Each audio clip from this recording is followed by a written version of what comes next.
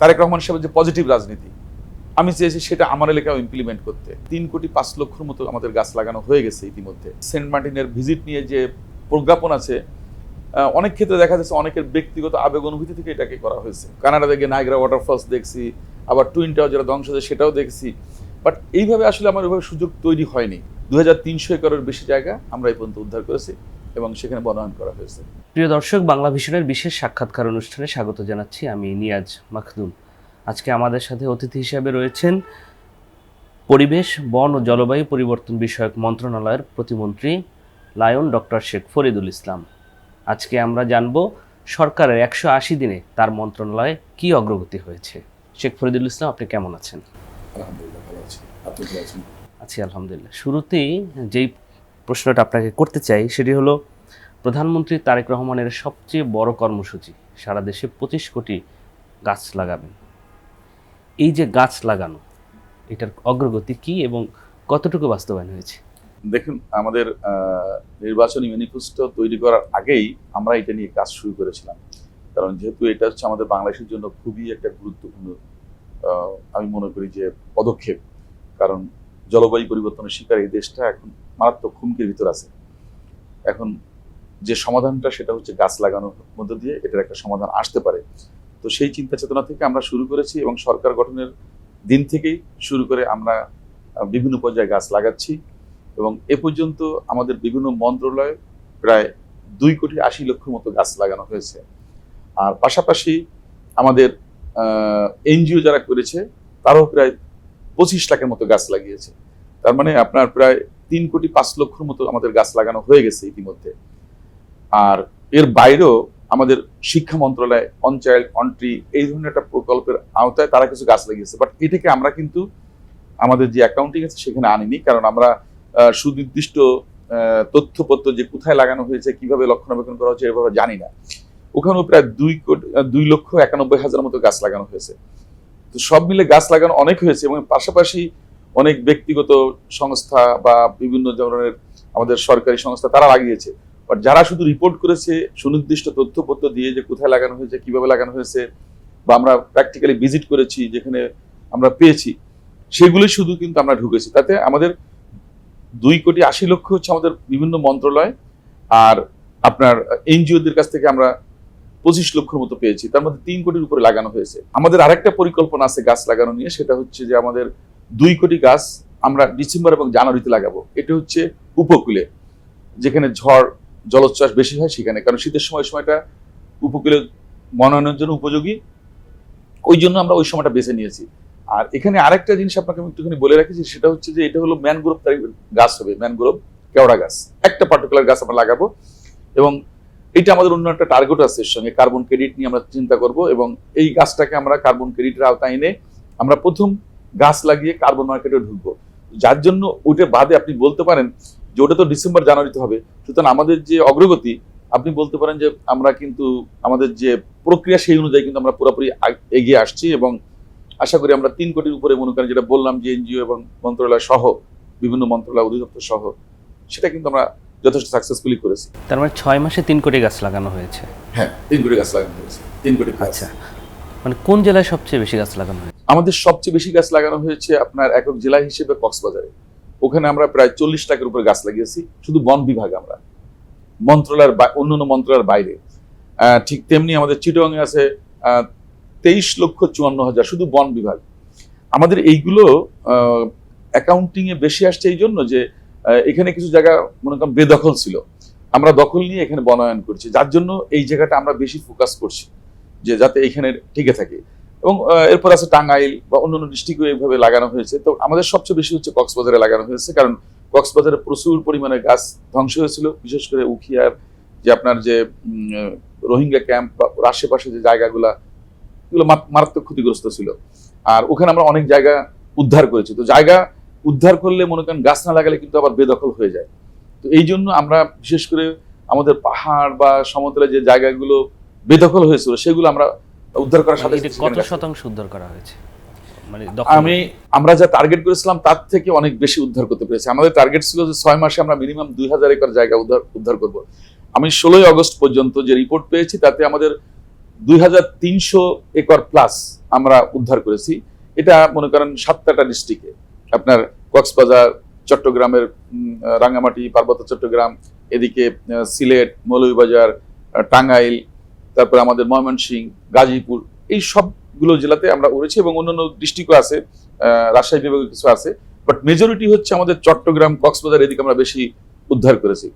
সিলেটেও আমরা উদ্ধার করেছি। তো এই সবগুলোতেও আমরা সাকসেসফুলি আমরা ওখানে বনায়ন করছি এবং আমরা খুবই খুশি যে না, অ্যাটলিস্ট আমাদের বন বিভাগ সরকারের সাথে এই ব্যাপারে কোঅপারেশন করছে। যেখানে বন সবাই দখল করে নিচ্ছে, সেখানে নতুন আমরা ট্রেন্ড চালু করেছি যে না, আমরা চাইবো যে কে কত জায়গা উদ্ধার করতে পারে। তো ছোট পরিসরে হলেও আমরা চেষ্টা করছি সেটা আমরা করার, 10 কাঠা হলেও আমরা চেষ্টা করছি উদ্ধার করার জন্য। তো আমাদের সব মিলে 2300 একরের বেশি জায়গা আমরা এই পর্যন্ত উদ্ধার করেছি এবং সেখানে বনায়ন করা হয়েছে। সবচেয়ে বড় চ্যালেঞ্জের বিষয় গাছ লাগানোর পর সেই গাছগুলো রক্ষণাবেক্ষণ করা, পরিচর্যা করা। আমি আপনার ফেসবুকে আমি দেখেছি যে আপনি বিভিন্ন জায়গায় ভ্রমণ করছেন, পাহাড়ে যাচ্ছেন। তো এইগুলো কারা পরিচর্যা করছে, কিভাবে রক্ষণাবেক্ষণ করছেন? সারা বাংলাদেশে আমাদের বন বিভাগের একটা টিম আছে, সামাজিক বন বিভাগ আছে এবং আমাদের মানে নিয়মিত বন বিভাগ, দুটো বিভাগ আমাদের কাজ করছে।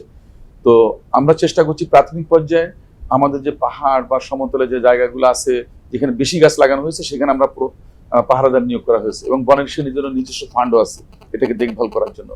এবং যেমন পাহাড়ে আমি সেদিন গিয়েছি, মনে করেন আমাদের ফটিকছড়িতে বা হাটহাজারিতে, ওখানে মেইনলি ত্রিপুরা সম্প্রদায়ের লোক বা গারো সম্প্রদায়ের লোক বা অন্য সম্প্রদায়ের লোক, তারা কিন্তু এগুলোকে দেখভাল করছে এবং তারা এগুলো আগাছা পরিষ্কার করা বা ঠিক মতো পরিচর্যা করা এগুলো করছে। আর বর্ষার সময় এখন তো পানি দেওয়ার প্রশ্ন আসছে না। আর গাছগুলো আমি দেখেছি যে সত্যিকার অর্থে ওখানে কোনো পাহাড়ে 30 প্রজাতির গাছ লাগানো হয়েছে, কোনো জায়গায় 18 প্রজাতির গাছ লাগানো হয়েছে এবং এখানে ফলজ, বলজ, ঔষধি সবগুলো কিন্তু এখানে অন্তর্ভুক্ত করা হয়েছে। এবং বনজের ভিতর দেখা যাচ্ছে পশু পাখির জন্য যেগুলো হয় সেগুলো আমরা রাখছি, আবার ঔষধি গাছ হিসেবে যেগুলো সেগুলো আছে, ফলজ আছে। তো সুতরাং আমরা মনে করি তারাও তাদের ইন্টারেস্ট নিয়ে এটাকে দেখভাল করতেছে এবং সত্যিকার অর্থে আমি এখনো পর্যন্ত কোথাও খুব বেশি অনিয়ম দেখিনি যে এখানে মানে দেখভালের অভাবে বা দেখাশোনার অভাবে এটা নষ্ট হয়ে গেছে, এরকম খুব বেশি দেখিনি। প্রাকৃতিক কারণে কিছু কিছু জায়গায় দু একটা ক্ষতিগ্রস্ত হয়েছে, তারা আবার সেটাকে নতুন করে লাগিয়েছে, সেটাতে আমি দেখতে পেয়েছি। আপনার বয়স, আপনার জন্ম 1970 সালে অফিসিয়ালি, বাট আনঅফিসিয়ালি আমার বয়সটা আর একটু বেশি আছে। তখন তো আমাদের স্যারের মানে ডেট অফ বার্থটা দিত স্কুলে। যদি অফিসিয়ালি যেটা আছে সেইটাই যদি ধরি, 70-এ আপনার জন্ম। আপনি বাংলাদেশের একমাত্র প্রবাল দ্বীপ সেন্ট মার্টিনে গেলেন 56 বছর বয়সে এসে। মানে এই এত বছরে কেন আপনি গেলেন না? আপনি তো বিভিন্ন দেশে ঘুরছেন। অ্যাকচুয়ালি আসলে ওইরকম আমাদের, আমি যে ধরনের রাজনীতি করেছি বা যেভাবে আমি টাইট শিডিউলে চলেছি, আমি প্রয়োজনের বাইরে খুব বেশি আমি সুযোগ পাইনি। আমি যখন গেছি, যেমন আমি আপনার কানাডা থেকে নাইগ্রা ওয়াটারফলস দেখছি, আবার টুইন টাওয়ার যেটা ধ্বংস হয়েছে সেটাও দেখছি, বাট এইভাবে আসলে আমার ওইভাবে সুযোগ তৈরি হয়নি। আর এখন যেহেতু আমি দায়িত্ব পেয়েছি, আমার দায়িত্ব হচ্ছে দেশের প্রাণ প্রকৃতি সুরক্ষা করা, পরিবেশের সুরক্ষা করা। এখন দায়বদ্ধতার জায়গা থেকে দেখছি, কারণ এখানে আমার ব্যক্তিগত সুযোগ সুবিধা ওরকমভাবে ছিল না, যার জন্য হয়তো যাওয়া হয়নি, বা এটা একটা ভিন্ন কর্নারে আমার পরিবার গেছে, বাট আমি কিন্তু যাওয়ার সুযোগ পাইনি, কারণ আমার রাজনৈতিক কমিটমেন্ট বা বিভিন্ন কারণে। কারণ 16-17টা বছর তো অন্যভাবে গেছে, তার আগে আরেকটা অন্যভাবে ছিল। তো একজন রাজনৈতিক কর্মী হিসেবে সীমাবদ্ধতার জন্যই বলা চলে যে এইভাবে আমি সুযোগ পাইনি। আর এবার গেছি সত্যিকার অর্থে এই সিজনে, কারণ এই সিজনটা হচ্ছে অফ সিজন। আমরা কোস্টগার্ডের সহায়তা নিয়ে সেখানে গেছি, কিভাবে ওই দিকটা নিয়ে অনেক আলোচনা সমালোচনা আছে, তার বর্তমান অবস্থা কি, ওখানকার যারা বসবাস করছে তাদের সুযোগ সুবিধা কতটুকু আছে, তারা তাদের প্রকৃতির উপর কতটুকু নির্ভরশীল, সরকার তাদের জন্য কি করা উচিত, এই সব কিছু নিয়ে, যেহেতু এটা আমাদের একটাই মাত্র দ্বীপ, সুতরাং এইটাকে মানে সুন্দরভাবে ধরে রাখা বা এটাকে সুন্দরভাবে মেনটেন করা, এই পয়েন্ট অফ ভিউতে কিন্তু আমি এবার ভিজিটটা করেছি। অন্তর্বর্তীকালীন সরকারের সময় এখানে যাওয়া আসা নিয়ে যে বিধিনিষেধ আরোপ করেছিল, আপনার সরকার কি সেই বিষয়ে কোনো পদক্ষেপ নেবে বা এভাবেই কি থাকবে কিনা? দেখেন, এই সরকার অতি আবেগী না, কিন্তু আমরা বাস্তববাদী সরকার। এবছর আপনাকে আমি একটা ছোট্ট উদাহরণ দিই। আমাদের সুন্দরবনের জুন, জুলাই, অগস্ট 3 মাস অনুপ্রবেশ বন্ধ থাকে। সুন্দরবনের বাইরেই কিন্তু হচ্ছে আমাদের করমজল নামে একটা জায়গা আছে, যেটা আমাদের ভিজিটররা যায়। ওই এলাকার মানুষের জীবন জীবিকা এটার উপর অনেকটা নির্ভরশীল। এবছর কিন্তু আমরা খোলা রাখছি, কারণ ওটা কিন্তু সুন্দরবনের কোনো ইম্প্যাক্ট হবে না। কারণ সুন্দরবনের ভিতরে যে নদীটা আসছে, পশুর নদী, এই নদীটা দিয়ে কিন্তু প্রতিনিয়ত জাহাজ চলাচল করছে। সুতরাং ওইখানে একটু মানুষজন গেলে ওদের লাইভলিহুড ভালো হবে, পাশাপাশি সুন্দরবনে অবৈধ অনুপ্রবেশ বা বিভিন্ন ধরনের যে অপতৎপরতা সেগুলো কিন্তু কমে আসবে। কিন্তু তো সেই চিন্তা চেতনা থেকে কিন্তু আমরা এটাকে কনসিডার করেছি। তো আগামীতে আমি যেটা মনে করি, এই সেন্ট মার্টিনের ভিজিট নিয়ে যে প্রজ্ঞাপন আছে, অনেক ক্ষেত্রে দেখা যাচ্ছে অনেকের ব্যক্তিগত আবেগ অনুভূতি থেকে এটাকে করা হয়েছে, প্র্যাকটিক্যালি জিনিসটাকে ওইভাবে আমলে নেওয়া হয়নি। তো আমার কাছে ওখানে গিয়ে যে মনে হয়েছে যে ডিসেম্বর এবং জানুয়ারি 2 মাস তারা রাতে অবস্থানের সুযোগ দিয়েছে, নভেম্বরে তারা দেয়নি। ওখানে গেলে তারা আমার সঙ্গে এটা নিয়ে কথা বলেছে, আমি হয়তো মন্ত্রী মহোদয়ের সাথে কথা বলে ওই সিজন আসার আগেই হয়তো একটা সিদ্ধান্ত নিব। কিন্তু আমার কাছে মনে হচ্ছে তাদের যে দাবি সেটা অনেকটা যৌক্তিক। কারণ আপনি একটা জাহাজ যাচ্ছে, সেই জাহাজটা আবার ফিরে আসতেছে, এখন 2 ঘন্টা থাকলো না 1 রাত বেশি থাকলো এটা গুরুত্বপূর্ণ না। এখন আপনি মেইনটেনেন্স করতে পারছেন না বা আপনার সক্ষমতা নাই, সেটার জন্য তো আপনি ভিজিটরদেরকে মনে করেন ভুক্ত করতে পারেন না। রাষ্ট্রের হ্যান্ডলিং সক্ষমতা বাড়াতে হবে, এই জিনিসটাকে আরো সুন্দরভাবে মেনটেন করতে হবে, সবাইকে ডিসিপ্লিনের ভিতরে নিয়ে আসতে হবে, সবার ভিতরে জবাবদিহিতা, স্বচ্ছতা বা পরিবেশের প্রতি যে আনুগত্য সেটাকে বিল্ড আপ করতে হবে। আমি মনে করি তাহলে সেটা নিয়ে আমরা যদি কাজ করি তাহলে সেটা হবে সঠিক উদ্যোগ। আমি মনে করি আমাদের সরকার সেটা নিয়ে কাজ করবে, কারণ আবেগ অনুভূতি থেকে বাস্তবতা অনেক গুরুত্বপূর্ণ জিনিস। তো আমি মনে করি এই জায়গাটা আমরা অ্যাড্রেস করব এবং আমি আমাদের মন্ত্রণালয়ের যারা বিভাগে তারা দায়িত্বে আছেন তাদের সাথে আলাপ আলোচনা করে এটা হয়তো আগামী সিজনের আগে আমরা এটা নিয়ে হয়তো চিন্তা ভাবনা করবো যে মানে এই আমরা যে কতটুকু বিধিনিষেধ আছে এটা কমিয়ে দিবেন না, কমিয়ে দেওয়া না, জিনিসটা প্র্যাকটিক্যালি করার চেষ্টা করব। এখন যেটা আছে সেটা অযৌক্তিক কিছু কিছু ক্ষেত্রে, আবার কিছু আছে যৌক্তিক।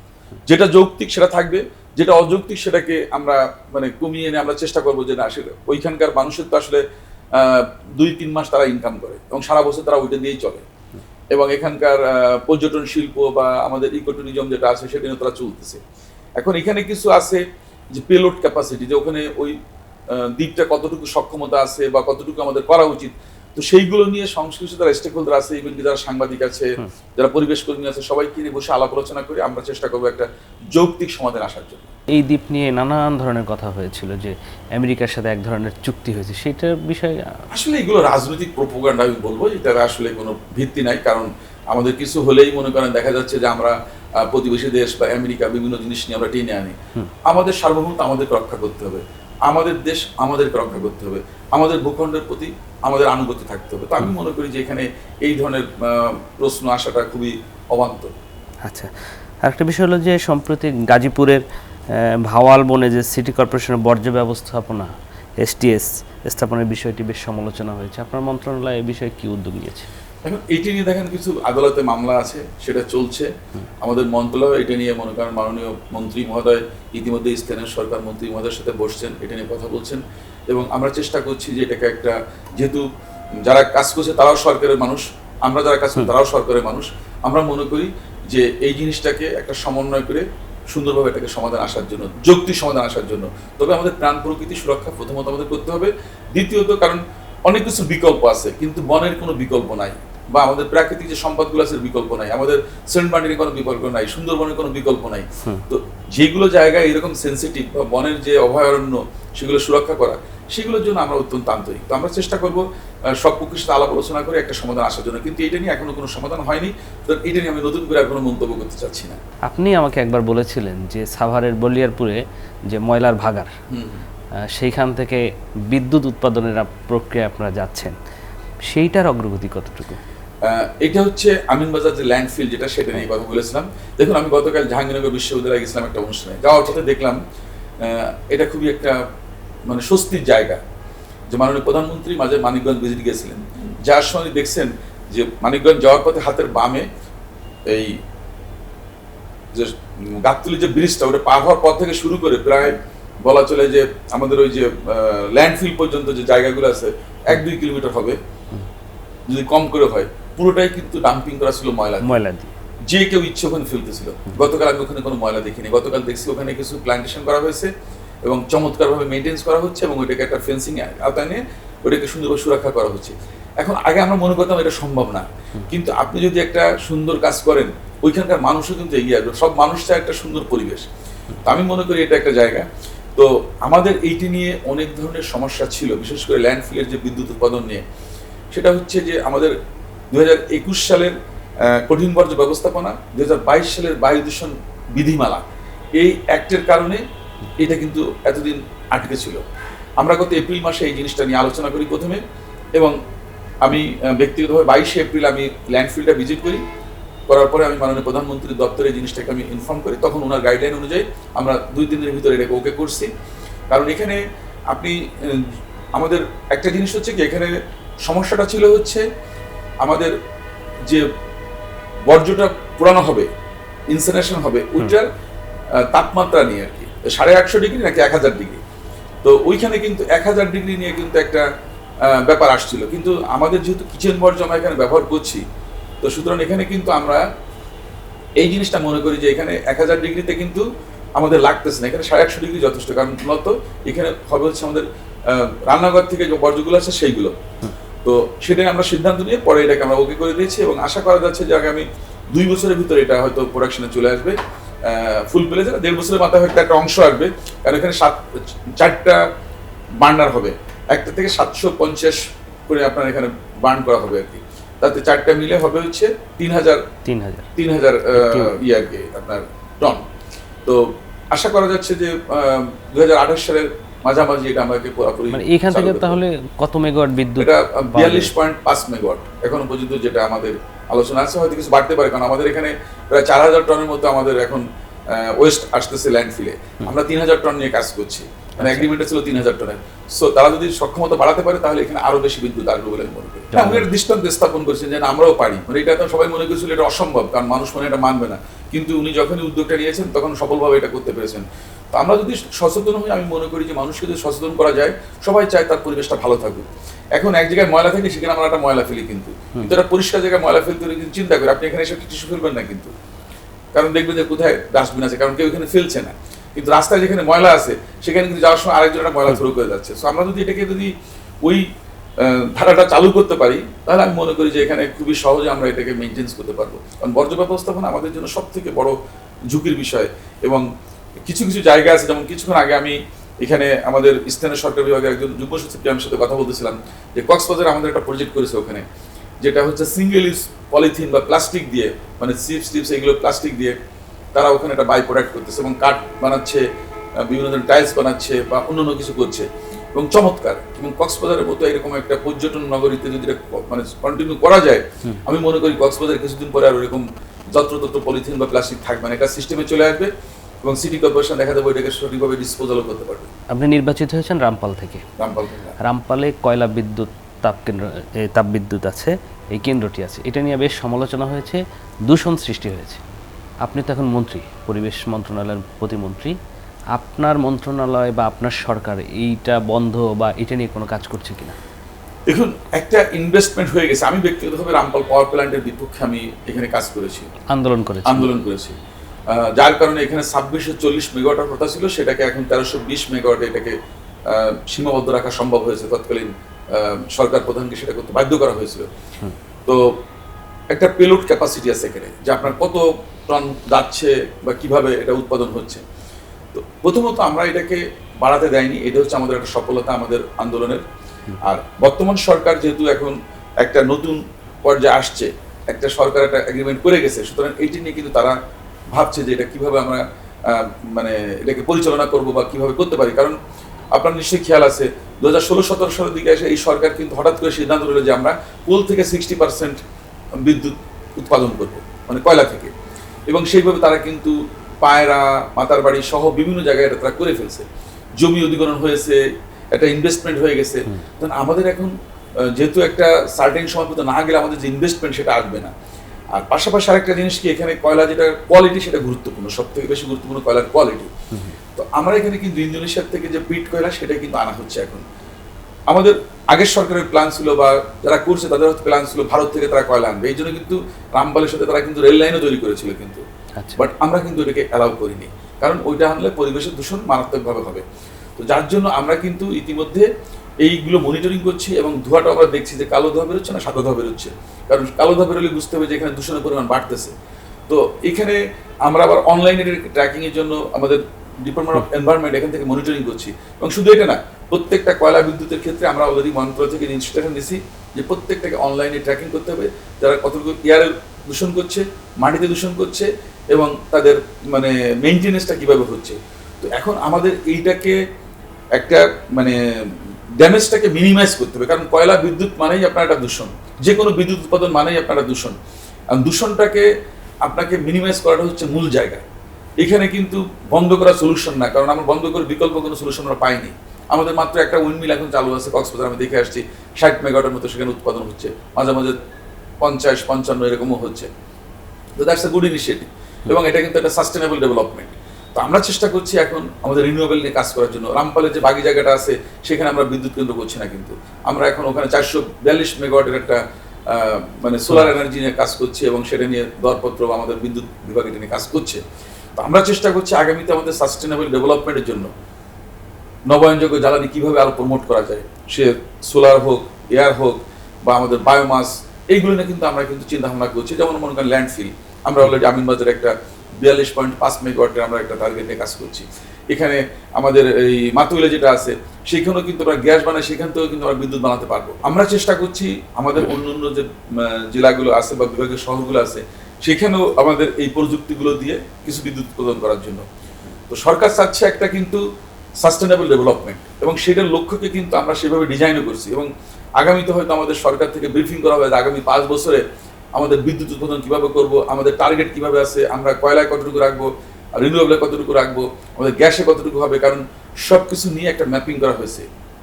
ওই ম্যাপিং এর আলোকে হয়তো আগামী 1-2 সপ্তাহের ভিতর আমাদের মানে সরকার থেকে একটা ব্রিফিং করে সেটাকে জানানো হবে সবাইকে যে বিদ্যুৎ নিয়ে আমাদের কি চিন্তা ভাবনা আছে। এর বাইরে ইন্ডাস্ট্রিয়াল যে দূষণ রয়েছে সেইটা প্রতিরোধে সরকার কি করছে? দেখুন, আমরা গত 6 আগস্ট আমরা মাননীয় প্রধানমন্ত্রী দপ্তরে ওনার সভাপতিত্বে একটা আমরা বৈঠক করেছি এটা নিয়ে। এখানে আমাদের স্থানীয় সরকার মন্ত্রী, শিল্প বাণিজ্য মন্ত্রী, আমাদের নৌ পরিবহন মন্ত্রী, আমাদের নৌবাহিনী প্রধান, ঢাকা জোনে যিনি দায়িত্বে আছেন উনি, তারপর আমাদের সচিব মহোদয় সহ সবাই কিন্তু আমরা একটা বৈঠক করেছিলাম যে কিভাবে আমরা বুড়িগঙ্গা, শীতলক্ষা, তুরাগ, ধলেশ্বরী এইগুলোকে দূষণমুক্ত করতে পারি। তো এটা একটা অনেক বড় মানে জায়গা, এই দূষণমুক্ত করাটা অনেক কঠিন কাজ। তো এটা অসম্ভব না। যেমনটা আমরা আমিনবাজার করেছি, যে এখন আপনি যদি যাওয়ার সময় দেখবেন যে একটা সুন্দর মানে বাতাস সেখানে প্রবাহিত হচ্ছে, দূষণ আর নাকের ভিতর গন্ধ আসতেছে না, কিন্তু দক্ষিণ দিকে নদীর পানি অনেকটা স্বচ্ছ স্বচ্ছ হয়ে যাবে। তো এখানে মূলত আমাদের যে টার্গেট সেটা হচ্ছে যে এখানে 424টা পয়েন্ট থেকে আমাদের এই দূষণগুলো এই নদীতে আসতেছে। ইতিমধ্যেই আমাদের নৌবাহিনী এবং নৌ পরিবহন মন্ত্রণালয় এটা নিয়ে একটা স্টাডি করেছে। আমরা এখানে চিহ্নিত করেছি যে ওয়াসা কতগুলো জায়গায় দূষণ করছে, সিটি কর্পোরেশন উত্তর দক্ষিণ কতটুকু করছে, আমাদের শিল্প মালিকরা কতটুকু করছে। এরপর আমরা শিল্প মালিকদের নিয়ে আবার গত সপ্তাহে একটা বৈঠক করেছি আমাদের পরিবেশ অধিদপ্তরে। সেখানে ওনাদেরও আমরা আন্তরিকতা দেখতে পেয়েছি। ওনারাও চাচ্ছেন সত্যিকার ইটিপি গুলোকে চালু রাখার জন্য, তবে ওনারা কিছু দাবি করেছেন যে আমাদের কিছু কেমিক্যাল আছে যেটা দিয়ে পানি পরিশোধন করা হচ্ছে সেটার ভ্যাট ট্যাক্স অনেক বেশি। এইটা নিয়ে আমরা একটা ওনাদের কাছ থেকে মতামত নিয়েছি। আমরা চেষ্টা করবো মাননীয় প্রধানমন্ত্রী এবং আমাদের অর্থমন্ত্রী সহ এনবিআর সাথে বসে এটাকে একটা যৌক্তিক জায়গায় নিয়ে আসার জন্য, যেন আমরা সহজেই আমাদের এই পানিগুলো পরিশোধিত করে আমরা নদীতে ফেলতে পারি। তো এইগুলো নিয়ে কাজ চলছে। আমরা ফার্স্ট টার্গেটে তুরাগের 15 কিলোমিটার এবং বুড়িগঙ্গার 23 কিলোমিটার, টোটাল 38 কিলোমিটারে কাজ করছি। এবং এর উপরে একটা লবণ দহ বা এরকম একটা নদী আছে আমাদের গাজীপুরে, সেটারও একটা অংশ নিয়ে আমরা চিন্তা ভাবনা করছি, সেটা নিয়ে আমরা কাজ করছি। আর আমাদের পরিবেশ অধিদপ্তর প্রতিদিনই শুক্র শনি বাদে তারা এই যে নদী দূষণ হচ্ছে প্রত্যেকটা ফ্যাক্টরিতে যাচ্ছে, তাদেরকে অবহিত করতেছে, একটা সময় দিচ্ছে। আমরা হয়তো আশা করছি যে 1 মাস পরে আমরা হয়তো হার্ডলাইনে যাব। তবে আমাদের জন্য সুখবর যেটা, যে এই সেক্টরে যারা কাজ করছে তারা অনেক আন্তরিকতা দেখিয়েছেন এবং তারা বলেছেন আমরাও চাই দূষণমুক্ত নদী এবং একটা সুন্দর পরিবেশ। তো সুতরাং তারাও কিন্তু ইটিপি বা এসটিপি এইগুলোর ব্যাপারে তারা কিন্তু অনেক আন্তরিকতা দেখিয়েছে। তো আমি আশা করবো যে আমরা যদি এটাকে নিয়ে সত্যিকার অর্থে একসঙ্গে কাজ করি আমরা একটা যৌক্তিক সমাধান আসতে পারবো। তবে মোস্ট ইম্পর্টেন্ট হচ্ছে আপনাকে ওনারশিপ নিয়ে কাজ করতে হবে। যে কোনো একটা মন্ত্রণালয়কে বা একজনকে এটাকে দায়িত্ব নিয়ে দেখভাল করতে হবে। সবাই দায়িত্ব নিলে হবে না, কিন্তু সবাইকে কাজে লাগাতে হবে, কিন্তু একজনকে সুনির্দিষ্টভাবে দায়িত্বটা পালন করতে হবে। তাহলে স্টেপ বাই স্টেপ আমরা করতে পারবো। আশা করি 1-2 বছরের ভিতরে আমরা এটাকে একটা জায়গায় নিয়ে আসতে পারবো। ঢাকা শহর বায়ু দূষণের সবার শীর্ষেই থাকে, প্রায় দেখা যায়। তো ঢাকার এই দূষণ নিয়ন্ত্রণে কি পদক্ষেপ নিচ্ছেন? দেখুন, দূষণের একটা আছে ইন্টার বর্ডার দূষণ আছে, যেমন 30% মতো আমাদের দূষণ আসতেছে আমাদের পার্শ্ববর্তী দেশগুলো থেকে। সেটার কিন্তু আমাদের কোনো নিয়ন্ত্রণ নাই, যেহেতু মানে ওপেন। আর আমাদের যেটা আছে এখানে সেটা নিয়ে আমরা কাজ করছি। যেমন আমাদের ইটের ভাটা, এটা দূষণের একটা অন্যতম জায়গা। এবছর আমরা গত মাসের 18 তারিখ আমাদের জুনের 18 তারিখ আমরা একটা বৈঠক করেছিলাম মাননীয় প্রধানমন্ত্রীর দপ্তরে, তেজগাঁ দপ্তরে। সেখানে আমরা সিদ্ধান্ত নিয়েছি যে না, আমরা অবৈধ ইটভাটা রাখবো না। তো আমাদের মেজরিটি কিন্তু অবৈধ ইটভাটা, এর ভিতরে যারা বৈধ হওয়ার সুযোগ আছে তারা বৈধ হয়ে যাবে, আর যেগুলো অবৈধ থাকবে সেগুলো আমরা বন্ধ করবো। সবচেয়ে গুরুত্বপূর্ণ যেটা, সেটা হচ্ছে যে আমরা কাঠ পুড়িয়ে কোনো ইট বানাবো না। যদি আমরা কোথাও পাই তাহলে সেটা আমরা সাথে সাথে বন্ধ করবো এবং গুঁড়িয়ে দিব। বিকল্প কি এটার? ওটা দরকার নেই আমাদের, আমাদের যে প্রোডাকশন আছে তাতে সেই ক্যাপাসিটি যথেষ্ট। এবং এর পাশাপাশি আমরা ব্লক নিয়েও চিন্তা করতেছি। আচ্ছা, আপনার ব্লকের যে জায়গাটা আছে সেটা হচ্ছে আমাদের এখানে ভ্যাট ট্যাক্সের পরিমাণ একটু বেশি আছে, যার জন্য তারা আমাদেরকে একটা মানে কাগজপত্র দিয়েছে, যেহেতু আমরা গত 1 মাস ধরে এটা নিয়ে কাজ করছি। তারাও তাদের তথ্যপত্রগুলো দিয়েছে, ব্লক তাদের মতামত দিয়েছে, ইটভাটার মালিকরা তাদের মতামত দিয়েছে। তো আমরা আশা করছি এই ব্যাপারে সবাই আন্তরিক, কিন্তু আমাদের পরিবেশকে উদ্ধারের ব্যাপারে যারা ব্যবসায়ী তারা সবাই চাচ্ছে এই পরিবেশটাকে সত্যিকার অর্থে একটা ভালো জায়গায় আনতে বা একটা পরিবেশ বান্ধব অবস্থা তৈরি করতে।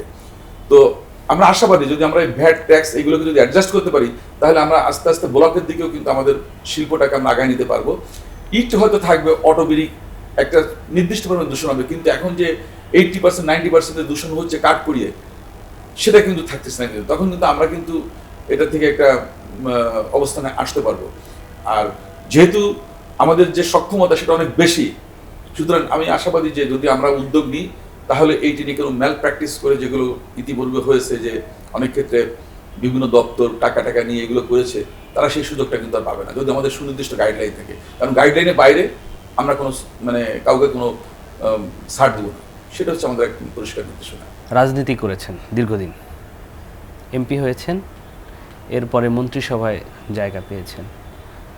আপনি কি ভেবেছিলেন এমপি হওয়ার পরে যে আপনাকে তারেক রহমান তার মন্ত্রিসভায় রাখবেন? আসলে এইটা মানে আমি শিওর ছিলাম না যে আমি এখানে আসব। তো আমি মনে করি যে উনি হয়তো মনে করেছেন যে না, আমি হয়তো কন্ট্রিবিউট করতে পারবো, এই জন্য হয়তো নিয়ে আসছেন। তো আমি মনে করি যে আমি একজন এখন পরীক্ষার হলে ছাত্রের মতো আমি চেষ্টা করছি আমার মানে যে কাজগুলো সেগুলো সঠিকভাবে পালন করার জন্য, বা ওনার যে প্রত্যাশা সেটা যেন আমি মিট করতে পারি, সেটা নিয়ে আমি সর্বোচ্চ চেষ্টা করছি। যখন শুনলেন যে আপনি মন্ত্রিসভায়, তখন কেমন লাগছিল? তখন তো নিঃসন্দেহে ভালো লাগে, কারণ একটা দীর্ঘ 17 বছর আমরা মাঠে ছিলাম, আন্দোলন সংগ্রাম করেছি। আমার থেকে আরো অনেকে বেশি আন্দোলন সংগ্রাম করেছে বা অনেক নির্যাতন শিকার হয়েছে। বাট এখানে হচ্ছে কি, মন্ত্রিসভার ব্যাপারটা হচ্ছে একটা ভিন্ন জিনিস। এখানে আপনি ইচ্ছা করলে, আমাদের অনেক কেন্দ্রীয় নেতা আছে, অনেক সিনিয়র নেতা আছে, এখানে আসলে সিদ্ধান্ত নেওয়াটা অনেক কঠিন। তো উনি এখানে দেখা গেছে যে একটা সমন্বয় করেছেন, কিছু সিনিয়র রেখেছেন, কিছু জুনিয়র রেখেছেন। আমাদেরকে হয়তো উনি আস্তে আস্তে চাচ্ছেন যে আমরাও দক্ষতা অর্জন করি। তো এইসব কারণে আমার মনে হয় যে এটা সম্পূর্ণ বলা চলে ক্যাবিনেটের বিষয়টা একটা ভিন্ন, এটা নিয়ে কেউ স্টাডি করে কোনো কিছু বলতে পারবে না। তো আমার কাছে যেটা আসছে, আমি চেষ্টা করছি যে আমার মতো করে দায়িত্ব পালন করার জন্য, বা আমি আমার দায়িত্বকে একেবারে সঠিকভাবে বা স্বতঃস্ফূর্তভাবে পালন করার চেষ্টা করছি। 6 মাস হলো, 180 দিন আগে রাজনীতি করেছেন তারেক রহমানের সাথে, এখন তিনি প্রধানমন্ত্রী, তার সাথে কাজ করছেন। তার সাথে এই যে কাজ করছেন, এটা কি খুব বেশি প্রেশার? এটা অস্বীকার করার সুযোগ নেই, আমরা আসলে প্রচুর প্রেশার আছি, এটা স্বীকার করতে হবে। আমার সেরা দেখে আপনি বুঝতে পারছেন। কারণ কি, প্রতিনিয়ত আমাদের অসংখ্য প্রতিবন্ধকতাকে মোকাবেলা করতে হচ্ছে। এখানে ব্যর্থ হওয়ার কোনো সুযোগ নেই। যেমনটা আপনাকে বললাম যে জায়গা উদ্ধার তো সহজ জিনিস না।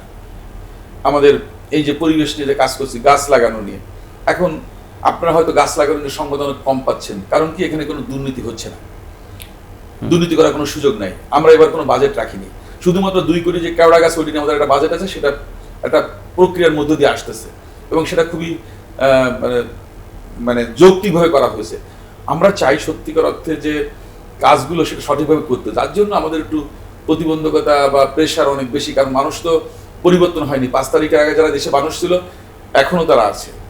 সুতরাং রাতারাতি আপনি যতটা আশা করতে পারেন অতটা আশা করা সম্ভব না। বাট যেহেতু আমাদের আন্তরিকতা আছে, আমাদের সরকার প্রধান থেকে শুরু করে আমরা যারা দায়িত্ব পালন করছি, প্রত্যেক একটা পরিবর্তনের লক্ষ্যে বা মানুষের প্রত্যাশা পূরণের জায়গাটা নিয়ে আমরা কাজ করার চেষ্টা করছি। তো সেই পয়েন্ট অফ ভিউতে আমি মনে করি যে প্রেশার থাকলেও আমরা আমাদের স্বাচ্ছন্দ্যভাবে আমরা দায়িত্ব পালন করছি এবং এখানে কোনো প্রতিবন্ধকতা নাই। কিন্তু আমার এখনো পর্যন্ত সরকার প্রধান বা আমার মাননীয় মন্ত্রী কখনো বলেননি যে এটা কেন করেছেন বা এটা কেন করছেন না। মানে যেহেতু আমরা মানে একটা স্পিড নিয়ে কাজ করছি, এটাকে সবাই অ্যাপ্রিসিয়েট করছেন এবং আমাদের যে সীমাবদ্ধতা সেটাও তারা মেনে নিচ্ছেন যে না, ঠিক আছে, next try to do this. তো এইভাবে আমরা চেষ্টা করছি। মন্ত্রী হওয়ার পর ব্যস্ততা তো অবশ্যই অনেক বেড়েছে। অনেক বেড়েছে। নির্বাচিত হয়েছেন বাগেরহাট 3 মোংলা রামপাল থেকে। এই এলাকার মানুষের আপনার সাথে এক ধরনের চাহিদা আছে, দেখা করা প্রয়োজন, তো সেই যে চাহিদা আপনি কিভাবে সামলাচ্ছেন বা মেটাচ্ছেন? আসলে যেহেতু আমি ক্যাবিনেটে আসছি, তারাও কিছু ছাড় দিচ্ছে, আর আমিও চেষ্টা করছি উইকেন্ডগুলোতে সপ্তাহ শেষে গিয়ে তাদের সাথে 1-2 দিন করে কথা বলার জন্য। আর তাদের যে চাহিদাগুলো আছে সেগুলো নিয়ে কাজ করছি। যেমন আমার ওখানে রেইন ওয়াটার হারভেস্টিং একটা ব্যাপার আছে, যে বৃষ্টির পানি সুরক্ষা করে ওখানে মানুষকে খাওয়ার পানির ব্যবস্থা করতে হচ্ছে, বা পুকুরগুলো খননের জন্য ব্যবস্থা করতে হচ্ছে। তাদের যে জীবন জীবিকা, ওখানকার যে ইনভেস্টমেন্ট, ইপিজেড বা আমাদের অর্থনৈতিক যে জোনগুলো আছে সেগুলো নিয়ে কাজ করা, সুন্দরবন কেন্দ্রিক যে কর্মতৎপরতা সেগুলোকে আরও এনভায়রনমেন্ট ফ্রেন্ডলি করা বা তাদের জন্য স্মুথ করা, এইসব নিয়ে আমি কাজ করছি। আর পাশাপাশি তাদের কর্মসংস্থানের ক্ষেত্রে যেগুলো ভূমিকা রাখার সুযোগ আছে, এনজিওদের সাথে নিয়ে কাজ করা, আমি এগুলোকে গুরুত্ব দিয়ে কাজ করছি। কারণ আমি চাই যে ওই উপকূলীয় এই সুবিধাবঞ্চিত মানুষগুলো যেন আমাকে নিয়ে তারা যে স্বপ্ন দেখছে, আমি শতভাগ পূরণ করতে না পারলেও তাদের যেন প্রত্যাশা ম্যাক্সিমাম পূরণ করতে পারে আগামী 5 বছরে, সেই লক্ষ্যে আমি কাজ করছি। সুতরাং আমি আশা করি আমাদের ভিতরে একটা সুন্দর একটা অবস্থান আছে। তবে হ্যাঁ, রাজনীতিতে কিছু আলোচনা সমালোচনা থাকবে, কিছু কাজ করলে আপনার ভুল হবে, অনেক ক্ষেত্রে অনেকে ভালোভাবে নিবে না, বা অনেকের প্রত্যাশা পূরণ না হলে সে হয়তো নেগেটিভলি নিবে, খুবই স্বাভাবিক। তা আমি মনে করি যে একটা আন্ডারস্ট্যান্ডিং জায়গা এখনো পর্যন্ত ঠিক আছে এবং আমি সেই লক্ষ্যে কাজ করছি। কিছুদিন আগে আপনার স্বাক্ষর জাল করে এক ধরনের অপরাধ করার চেষ্টা আমরা দেখেছিলাম, আপনি স্টেপ নিয়েছেন। এর আগে আপনি আপনার ভাইয়ের ব্যাপারে একটা ফেসবুক স্ট্যাটাস দিয়েছিলেন, মানে এগুলো কেন দিয়েছিলেন? না দেখুন, আগে একটা ধারণা ছিল যে আপনি হয়েছেন মানে আপনার আত্মীয় স্বজন সবাই যা ইচ্ছা তাই করতে পারে, বা অনেক অপরাধ করলেও রাজনৈতিক কারণে ছাড় দেওয়া হবে। নো, আমরা মনে করি যে অপরাধ যে করবে সে অপরাধী। আর আমার মানে আত্মীয় স্বজনের ব্যাপারে আমার যেটা সেটা হচ্ছে কি যে এটা তো আমার একটা আত্মীয়তার বন্ধন, কিন্তু সেখানে রাজনীতি যদি সম্পৃক্ত করা হয় দেখা যাচ্ছে যে অনেক ক্ষেত্রে অনেকে অবৈধ সুযোগ সুবিধা নিতে পারে। তো সেই জন্য আমি জিনিসটা দিয়েছি, কারণ অনেক ক্ষেত্রে অনেক রাজনৈতিক সিদ্ধান্ত হচ্ছে যে কোনো প্রক্রিয়ার জন্য, ইউনিয়নের চেয়ারম্যান হোক, উপজেলা চেয়ারম্যান হোক, মেম্বার হোক, এগুলো একটা আলোচনার বিষয়। কিন্তু অনেক সুবিধাবাদী লোকজন দেখা যাচ্ছে যে এইগুলোকে বিভিন্নভাবে সুযোগ সুবিধা নেওয়ার জন্য অনেকে বিভ্রান্ত করতে পারে। আবার অনেকের সাথে আমার কথা হচ্ছে না। এখন একটা প্রত্যন্ত গ্রামের চায়ের দোকানে দেখা যাচ্ছে একটা গ্রামের মূল জায়গা, আমি হয়তো ওখানে যাচ্ছি না, কিন্তু এইগুলো নিয়ে আলোচনা সমালোচনা হচ্ছে। তো আমি যদি ফেসবুকে একটা আমার অবস্থানটা পরিষ্কার করি, তাহলে তারা বুঝতে পারছে যে না, এই মানুষটা কিন্তু এইভাবে চিন্তা করছে। তো সেটাকে জানানোর জন্য এইগুলো মনে করেন করা। আর স্বাক্ষর জালিয়াতি করেছে তো নিঃসন্দেহে একটা অপরাধ করেছে, কারণ আমি এত কঠিন মানুষ না যে আমার স্বাক্ষর কারো জালিয়াতি করা লাগবে। যদি সত্যিকার অর্থে একটা জিনিস হয় বা যেটা সুপারিশ করতে হবে, অবশ্যই আমার কাছে আসলে আমি সেটা করব, দল মত ধর্ম বর্ণ নির্বিশেষে। এটা আমার কমিটমেন্ট ছিল আমি ইলেকশনের আগে, যে আমি চাই যে আমার জনপদের প্রত্যেকটা মানুষ নিরাপদে তার পরিবার নিয়ে বাড়িতে ঘুমাক। তারেক রহমান সাহেবের যে পজিটিভ রাজনীতি, আমি চেয়েছি সেটা আমার এলাকায় ইমপ্লিমেন্ট করতে। শুধুমাত্র একটা রাজনৈতিক বিশ্বাসের কারণে একটা মানুষ বাড়ির বাইরে থাকবে, পরিবারের সাথে থাকতে পারবে না, এই জিনিসটা আমি চাইনি।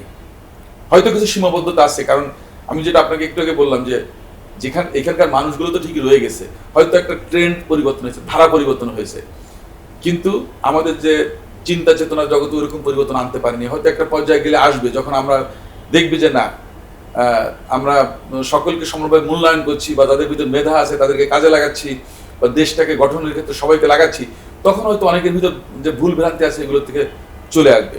এবং কালকে একটা জিনিস ইন্টারেস্টিং দেখলাম, আমাদের একজন ফেসবুকের খুব জনপ্রিয় ব্যক্তিত্ব, উনি রামপালের একটা জিনিস নিয়ে সমালোচনা করেছেন যে এইখানকার জায়গা জোর করে নেওয়া হয়েছে, ওই লোকগুলো বাড়ির বাইরে ঘুমাচ্ছে।